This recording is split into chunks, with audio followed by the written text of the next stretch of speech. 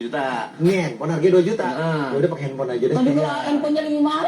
Nah, itu gimana? Ini menarik. Mau penjelasan Apa ini. Mas Soni? Ustaz Maulana, Ustaz Syam. Ya. Bismillahirrahmanirrahim. Allahumma shalli ala sayyidina Muhammad wa ala sayyidina Muhammad. Ketika seseorang meminjam dengan batas waktunya 1 tahun misalkan, dia tahu diri nih.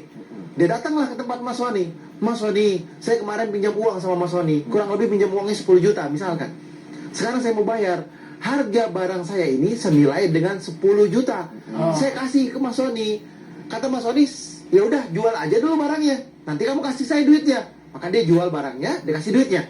Tapi kalau Mas Soni bilang, nggak apa-apa barangnya bawa ke sini. Saya ikhlas, saya ridho.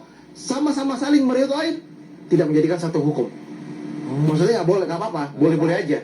Nggak dosa, ya kan nggak haram. Karena apa? Karena saling menyepakati.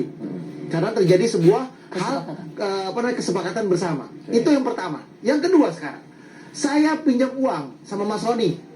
Mas Soni, saya pinjam uang, ya kan? 10 juta lagi, pinjam uang 10 juta. Dan ketika saya pinjam duit 10 juta dengan waktu misalkan kurang lebih 1 bulan, pas 1 bulan kemudian saya kembali ke rumah Mas Soni. Mas, alhamdulillah saya mendapat nih, ya kan ya, duit senilai 10 juta. Ya. Tapi berupa barang. Barangnya ini harganya 12 juta. Saya kasih ke Mas Soni, ya kan? Berarti lebih. Berarti lebih.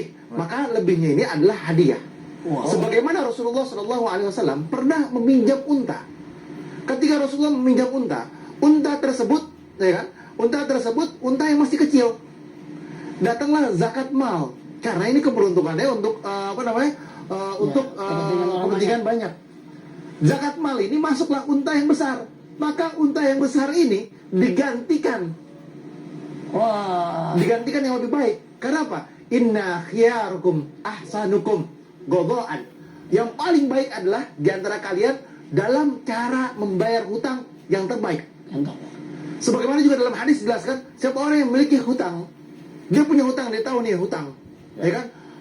Kurang lebih kayak tadi tuh untanya udah dipinjam, waktu itu pinjamnya masih kecil kan? Ya. Kalau saya balikannya masih kecil loh, Kecil. ya kan? Tapi ketika untanya dia sudah berkembang biak, besar, ya kan? Ada hasilnya, boleh nggak dikasih? Boleh. Tapi ada yang terpenting satu hal. Apa tuh? Wajib bagi manusia ketika dia memiliki hutang, siapapun kita, maka niat kepada Allah, ya Allah, saya niat untuk membayar hutang.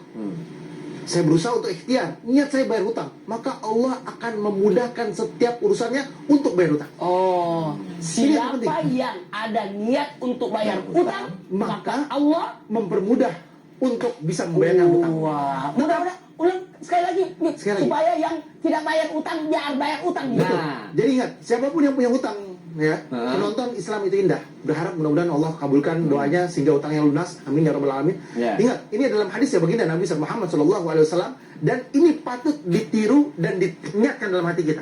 Siapa orang yang memiliki hutang dan dia niat untuk membayarkan hutang tersebut karena Allah Subhanahu wa taala, maka Allah akan memudahkan langkah dan jalannya gimana caranya dia dapat uang tersebut dan dia bisa melunasi utangnya. Karena apa? Karena dia sudah niat. Dan ketika seorang tersebut atau hamba tersebut niat untuk bayar hutang, maka bismillah, cara apapun Allah kasih jalan keluarnya.